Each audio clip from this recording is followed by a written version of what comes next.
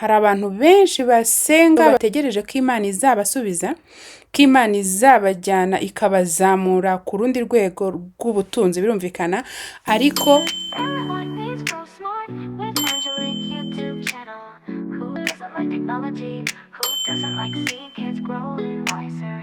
Please come, we will grow together. niba uri umuntu ugishakisha kuzamuka mu butunzi, iyi video ni iyawe.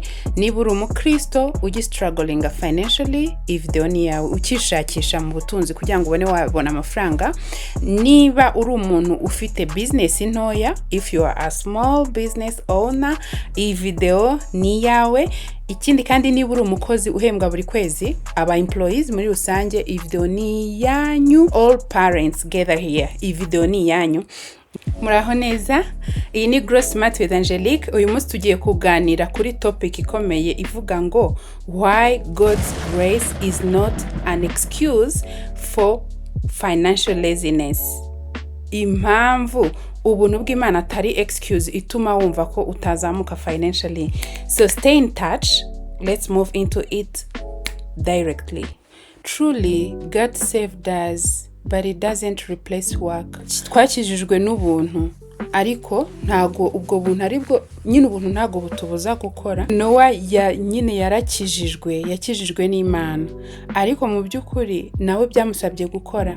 Byamusabye gufata igihe cyo kubaka iyo nkuge.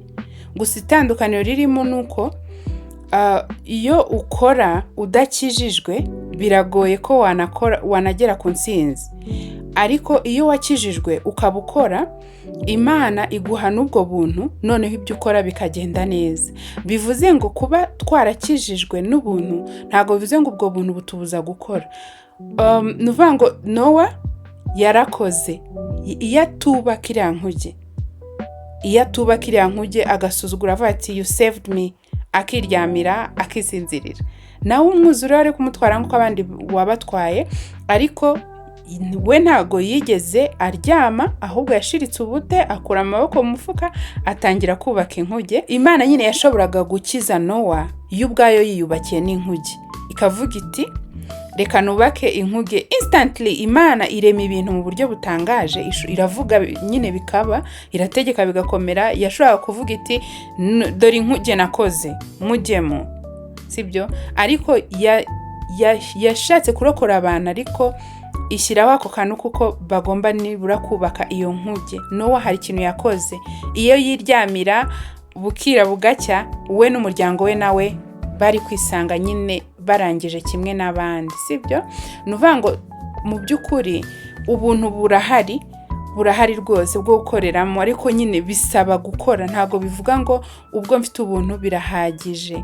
Bivuze ngo grace opens the door. Ubuntu bundi bugufungurira umuryango, bukakwereka, ukabwira ati hari opportunity runaka ihari, bla bla bla bla bla bla, ariko nuryama ukavuga uti opportunity ntayo njyamo, ni hahandi uzisanga muri bwa bukene, nta kizahinduka kuri wowe.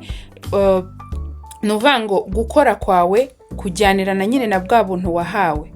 Sinzi niba kino kintu turi kucyumva kimwe. Muhabaye hari umuntu uri kubyumva bitandukanye, you can drop a comment in the comment section. Gusa ikigamijwe hano ntago ari ugusebya ubuntu, kubushyira hasi. Ubuntu bw'Imana burakomeye, burahambaye, buratangaje, ahubwo ni ukugira ngo turebe ukuntu bijyanye byose byuzuzanya, kuko imbaraga dufite Imana yaduhaye zikwiriye nazo gukora. Dukwiye kuzikoresha kugira ngo tugire ikintu tugeraho, tugakoresha noneho ubwo buntu Imana yaduhaye. Erega ubuntu Imana yaduhaye ni bwinshi. Kubuhumeka ni ubuntu bukomeye.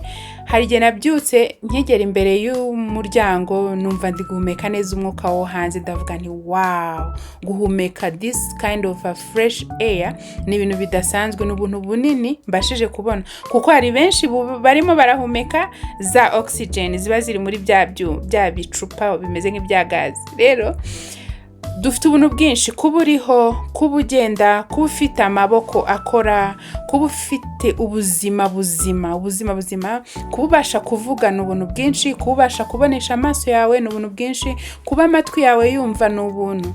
Ariko se nutabukoresha bizagenda bite? bisaba ko ukoresha ubwo buntu wahawe hanyuma bukakugeza ku bukire. Icyo nicyo ndimo ndamininga. Dore indi mpamvu rero ubuntu budakwiriye kuturyamisha ngo dusinzire tubwe ngo nta kintu dukwiye gukora kuko twahawe ubuntu. Iyindi mpamvu ya kabiri, mwari mubizi ko Imana iha umugisha imirimo y'amaboko yacu. God blesses the work of our hands. Nukuvuga ngo niba udakora, ese Imana izaha umugisha iki? Izaha umugisha iki? Nta kintu yo gukora. Bivuze ngo ugomba gukora kugira ngo Imana ihe umugisha imirimo y'amaboko yacu. Muri Deuteronomy ni gutegeka kwa kabiri. Gutegeka kwa kabiri igice cya 28 umurongo wa 12 haranditse ngo Uwiteka Imana yawe azaguha umugisha mu byo ukora, mu byo ukuboko kwawe gukora byose. Mu byo ukuboko kwawe kugira gute yemwe? Mu byo ukuboko kwawe gukora byose. Imana izaguha umugisha, izaguhera umugisha mu byo ukora byose. Niyo mpamvu akenshi hari igihe dusenga tukajya tuvuga ngo ibyo nzakora byose bizambera byiza. Uri muratura uyu mugisha w'uko Imana izaha umugisha nyine ibyo nyiri imirimo y'amaboko yawe. Ariko ibaze niba udakora, niba wumva uzabaho wicaye usaba, Uwiteka azaha umugisha uwuhe murimo udakora.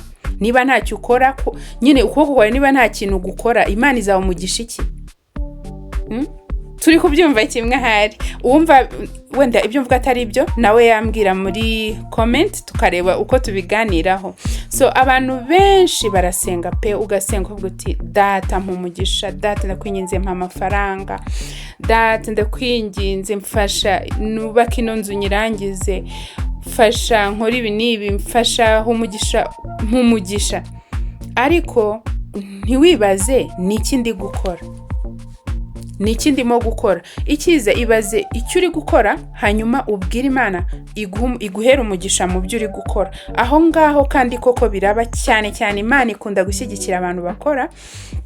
Wowe ikintu ukwiye gukora ubu ngubu, tangira ka business gatoya. Start a very small business, singombwa ikintu kinini. Tangira business none ahangaha. Nabahaye urugero rw'amaherena. Abantu bareba kuri YouTube channel yanjye mu masaha 6 muri no minsi hanyuraga aka video kagufiya kuburyo nakoze udushorts nyine aka video kagufiya kamamaza iherena. Amaherena ni akantu gatoya.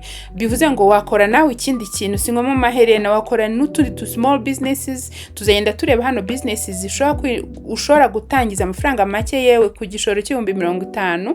Tunazigemo muri detail. Utangirire kuri ako kantu gatoya kagenda kakuzamura. Ikindi, learn a skill. Fata umwanya wawe wige skill iyo ari yo yose. Kambabwire nabwiye ko ama skills iyo ufite ikintu uzi nicyo kikwinjiza amafaranga. You monetize from a skill. Reba skill iyo ari yo yose utangire uyige. Ikindi, hinga. Hari abavuga ngo guhinga ngo ubaza umuntu ngo se ukora iki? Ngo njyewe ngo nta kazi ngira. Nta kazi ugira, none situnzwe n'iki? Ntunzwe no guhinga. Guhinga ni akazi gakomeye kanarusha ko abantu bakora mu offices. Kwa akazi ko guhinga, umuhinzi ni ugaburira abantu, umuhinzi akwiye kubahwa. Ikindi, tangira ugurisha ama products online. Sell some products online. Niba udashoboye kwa affordinga inzu zo gukodesherezamo, hari video nakoze y'ukuntu bitagikenewe ko wishyura umulandlord utarayirebye, yayireba ndashyira muri description izo links ku buryo mwagenda mu bireba. Tangira akantu gatoya ugacuruze online. Ikindi, offering a services runaka. Tanga service ku bantu bazikeneye. Service yari yose. Wenda uzi kwigisha Icyongereza, uzi kwigisha guteka, gukora amasuku, uzi gukora amasuku, izo service tangira uzikore. Gira akantu gatoya utangira gukora, Imana irakaguheramo umugisha. Indi mpamvu simusiga nyine ugomba gukora utitaye ngo uri mu buntu. Bibiliya buriya nayo ikondana abakene. Ntago rwose abakene bashyigikira. Katurebe mu Migani igice cya 6 umurongo wa 6 turageza ku murongo wa 8. Kamasome namwe mwiyumvire. Baranditse ngo wa munyabutewe, sanga ikimonyo, witegereze uko kigenza kandi ugira ubwenge. ibaze ko Bibiliya irimo irashishikariza abantu kujya kwiga, irashishikariza umukene kujya kwigira ku kimonyo. Ibimonyo njya mbibona mu gihe cy'izuba, iyo hari ahantu hamenetse nk'utuvungukira tw'umugati cyangwa se ari nk'ikijumba cyatakaye nk'ahantu, uzi ko bitonda umurongo bikaza bikakivungura bigaterura, ukabona ikimonyo kikoreye gutya ku mutwe hano hacyo nyine kikoreye ubwo buvungukira bw'umugati, bitonze umurongo birimo biragenda biza bitunda bijyana. Njyewe narabibonye bitonze umurongo, umuntu utarabibonye simbizi, ariko njyewe njya mbibona. Ibimonyo n'intuze zirabigira, turatundi duto twatwo batwita gute, udushishi, n'inshishi zirabigira. Mu gihe cy'iki ziragenda zigatunda. Uyu wari umurongo wa 6, wa munyabutewe sanga ikimonyo, witegereze uko kigenza kandi ugira ubwenge, mbese ukigireho.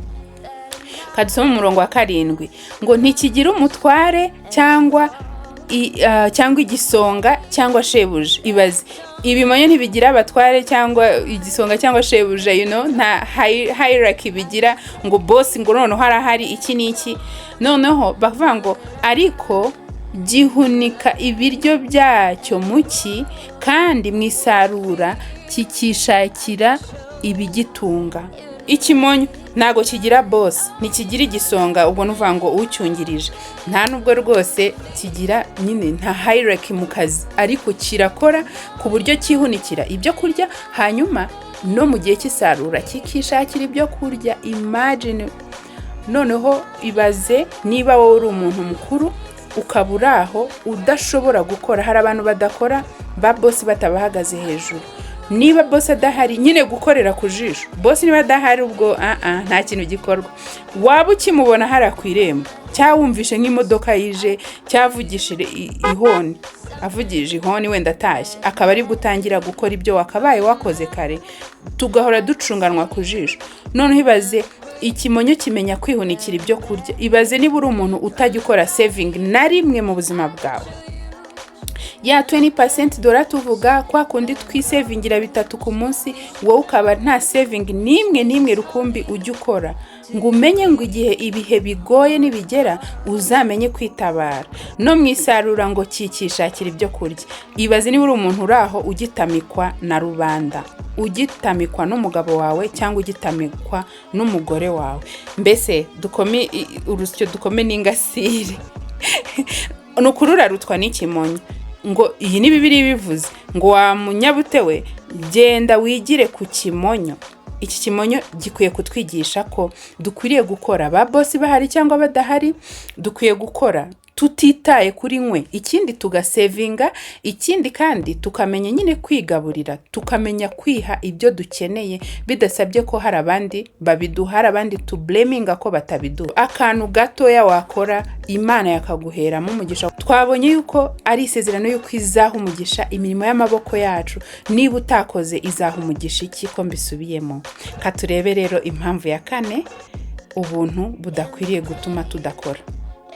Dore impamvu ya 4, ubuntu budakwiriye gutuma tudakora. Tudakwiye kwitwaza ubuntu ngo tuvuge ngo ntago turi bukore. Iyo mpamvu ya 4 nuko na Yesu n'ukuri yarakoraga. Yesu yarakoraga. Kristo yari umubaji. Yes, Kristo yari umubaji. Paul yarakoraga. Abaposo, reka ngubwire, muri Bibiliya harimo ingero nyinshi z'abantu bakoraga. Ntago Pawulo nubwo yari umuaposo ukomeye, ntago yaratunzwe n'amaturo y'abakristo biwe. Jesus worked, Paul worked, Peter worked, the disciples worked. Ziriya ntumwa zose zarakoraga. Rero isomo dukwiye gukuramo hano ni iki? Nukuri gukora ntago ari umuvumo. Work is not a curse. Gukora ntago ari umuvumo, kandi gukora nyine ni plan y'Imana. It's God's design. Dukwiye gukora pe. Nizere ko niba ukidukurikiye hano nuko wakunze ino video, ndagusabye kugira ngo duhe thumbs up, ukande kuri like button, hanyuma uyisharing ku bantu bose uzi. Dore impamvu rero ya 5, ubuntu budakwiriye kuduhuma amaso ngo twumve ko tudakwiriye gukora, nuko Imana igikuba ibyo tuba twakoze, igikuba ibyo twakoresheje. God multiplies what we use. Urugero nyine iradusharpeninga bitewe n'ibyo dukora.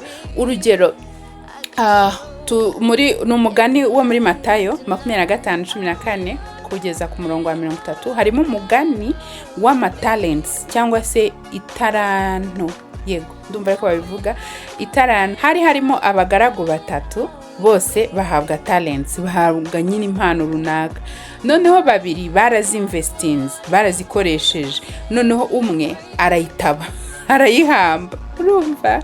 Noneho ubwo umwami nyine yazaga yahembye babandi babiri bakoze investment, nyine babashe gushora za talents bafite, hanyuma babasha kugororerwa.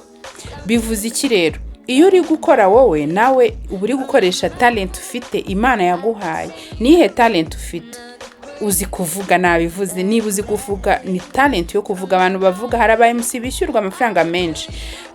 Uzi guteka, iyo ni za skills nagiye mbabwira. Izo talents wagiye uhabwa. Hari umuntu uteka ugahita uvuga uti ibyo byatetswe na kanaka. Iyo ni talent uba ufite. Ese uzi guhinga? Ese uzi kugurisha? Ese uzi kumesa? Ese uzi gukoropa neza? Ese uzi gukora graphic design? Ese uzi gukora ibintu bya social media? Ese uzi, mbese ibyo bintu byose uzi ni talents wahawe n'Imana. None iyo uzifashe ukazibaringa, ukazihamba, ni nka kwa kundi umuntu apfa nyine agapfana nazo. Niba bazihambye mu butaka, mu by'ukuri urumva iyo ngororano iraboneka ite? Kuko wazihambye nta ngororano ibiri buboneke. Ingororano tuvuga hano ntimubyumve ngo nko ku munsi w'urubanza ngo bamwe ngo bazabagororera ngo abandi batwike. Oya, ibyo tubyihorere. Ahubwo tekereza iyo talent wahawe n'Imana ukaburinze guhambanwa nayo, kandi wenda yari gukura abantu mu kaga. Urugero, wenda wari umumama wari ufite urugo, abana bawe bakaba bicwa n'inzara, kandi icyo gihe wari kuba warakoze ugakuramo amafaranga ukagaburira abana bawe. Iyo talent yari kuba yungutse. Niba uri umupapa ukaba warayikoresheje ukaba wishyura abana minervare, nuko nguko talents zigenda izo ngororano ni izo ngizo tugenda dusaruramo. Ibyo bintu byumvikanye. Dore indi mpamvu ya nyuma nyine, ubuntu budakwiriye kudutera kuryama ngo dusinzire tuvuge ngo ntabwo tugomba gukora. Ubuntu buduha imbaraga zo gukora cyane. Let me tell you, ubuntu buduha imbaraga zo gukora cyane, bukaduha n'ubwenge bwo gukora cyane. Hano hari mu Bakorinto ba mbere igice cya 15 umurongo wa 10 herekana ukuntu Pawulo yavuze ati nakoze cyane kubarusha bose, nyamara sinjye ahubwo n'ubuntu bw'Imana bwari kumwe nanjye. Nukuvuga ngo iyo ukora hari ubuntu bugendana nawe, noneho bugatuma unakora cyane kurenza uko wakabaye ukora. Pawulo ntabwo yigeze avuga oh yes I worked hard so I rested. I worked hard, nakoze cyane noneho ariko si byari njye ahubwo ubuntu bw'Imana bwakomeje gutuma nkora cyane kurushaho. So he said I worked hard because grace was with me. Ahangaha niho ubundi dukwiye gukosora. Hari umuntu ukora noneho yamara kubona abaye successful agatangira kwirata ko ari we ukora cyane. Biba ari ubuntu bw'Imana ahubwo bwakoreye muri wowe, noneho ukisanga ukora cyane, unakora neza ku buryo burenze. Ubwenge bw'Imana buba bwakujeho, ibintu bikaba byiza. Ariko se utakoze, that grace will it work? Nago bikunda. You need to work, hanyuma ubuntu bw'Imana ahubwo bukaza bwajyamo bikaba byiza cyane kurushaho. So message twakuraho mo hano, grace should make us more diligent, not more passive. Nyine ubuntu buzagufasha kuba better, ariko ntago buzatuma uba inactive ngo uvuge ngo ntago ukora, ngo reka niryamire nisinzirire, ngo ubuntu bw'Imana buzankavaringa. No way. You need to work, hanyuma ubuntu bw'Imana bukabana nawe, sibyo? Ubwo tumaze rero kumenya ko ubuntu bw'Imana butaduha kwiryamira ngo dutuze, twumve ko ntacyo dukwiye gukora. Hano hari urutonde rwa business ushaka gukora niba utuye mu Rwanda kandi business zikakwinjiriza amafaranga menshi. Iya mbere, ushaka gutangira gucuruza imbuto n'imboga. Yego, gucuruza imbuto n'imboga. Wakora mobile money agency, kwa kundi uba umuntu nyine wo mu agent ucuruza mobile money. Ushaka gutangira korora inkoko, gukora ubworozi bw'inkoko biri profitable cyane. Ushaka gukora korora ingurube. ushobora korora ingurube nabyo habamo amafaranga menshi, ushobora korora inkwavu, ushobora gucuruza imyenda ya caguwa ntago bisaba amafaranga menshi, ushobora gukora liquid soap, kwikorera liquid soap ntago ari ibintu bigoye. By the way njya mbikora, habaye hari ukeneye kwiga uko bakora liquid soap yanyandikira muri comment section hano, nazamufasha kubyiga uko babikora. Njya nkora isabune yo gukoresha, ako njye nyikoresha mu rugo ntago ndabikora nka business. Hanyuma ushobora gukora freelancing, online freelancing, ushobora gukora graphic design, ushobora gukora social media management nk'uko mbikora, ushobora no gukora YouTube content creation nk'uko nguko nyine nkora ama content nkashira kuri YouTube, bizagira binyinjiriza amafaranga. Hanyuma ushobora no gukora ibintu bya photography and videography. Mbibutse neza ko ibintu byose ubaye nta bumenyi bufitemo biroroshye kubyiga, biroroshye kwiga skill iyo ari yo yose. Hanyuma ubuntu bw'Imana buzagufasha, buzabana nawe, usanga uri muraguka ku rwego ruri hejuru. Nuvuga ngo Imana ishobora kuguha ubuntu ariko ntabwo izagukorera business. N'ukuri pe, ishobora kuguha ubuntu rwose ikakubwira iti nguhaye umugisha mu gukora ubworozi, ariko ntago izaza ngo ikorere ubwo bworozi. Ishobora kuguha umugisha mu buhinzi ariko ntabwo izagukorera ubuhinzi ngo izihinge mu mwanya wawe, sibyo? Ugomba gutera intambwe ya mbere wowe ubwawe. Hanyuma rero ubwo dusoza, hari akantu gato nshaka kubibwirira. Ntimukitiranye ubuntu bw'Imana n'ubunebwe, oya, biratandukanye. Ubuntu bw'Imana ntabwo busimbura umurimo, ntabwo busimbura umurimo habe na gato, ahubwo buguha imbaraga zo gukora neza, gutekereza neza no gukoresha neza amahirwe Imana igushyira imbere. Imana iragushyigikira mu byo ukora, hahandi kurinda abanzi, ikakurinda ibibi, ikakurinda guhomba, ikakurinda ibyago, ikakurinda kwirukanwa mu gihe byari biri ngombwa ko wirukanwa. Ubuntu bwayo bukagukavaringa, ariko ntago ariyo ibizagukorera akazi, sibyo? Ubwo rero niba ushaka ko Imana iha umugisha ubukungu bwawe, tangira gukora icyo ushoboye icyo ari cyo cyose, kandi utangire uyu munsi. Ntimukavuge ngo reka nzatangire ejo. Imana iha umugisha imirimo y'amaboko yanyu, n'ukuri Imana iha umugisha imirimo y'amaboko yacu. Data, tugushimiye ko waduhaye ubuntu bwinshi, tugushimiye isezerano waduhaye yuko uzaha umugisha imirimo y'amaboko yacu. Turakwinze kugira ngo ublessing imirimo ya buri wese warebye iyi video, ibyo akora atangiye kubona ubuntu bwawe burimo, ubuntu bwawe rwose bumuzeho, ibyo akora bigende neza. Hanyuma twese tsaye duhurira hano dushima. Urakoze Mwami, mu izina rya Yesu, amen. So mwakoze cyane kureba iyi video. Ubaye hari ubusobanuro bundi wifuza ku buntu bw'Imana ndetse no gukora, cyangwa se wumva ukeneye ubufasha ku kintu ushobora gukora, ikintu gito ushobora gutangiraho ukora akazi, unyandikire hano muri comment section, hanyuma ndagufasha kandi twaganira bigakunda. Ahasigaye mbifurije kuryoherwa n'ubuntu bw'Imana, mbifurije no kubaho mutitiranye ubuntu bw'Imana no gukora rwose ntago ari umuvumo, gukora ntago ari bibi. Muryoherwe kandi mugire ibihe byiza. Niba uri mushya no kuri Grossmart, wibuke ukore kuri subscribe. Bye, ndabakunda cyane.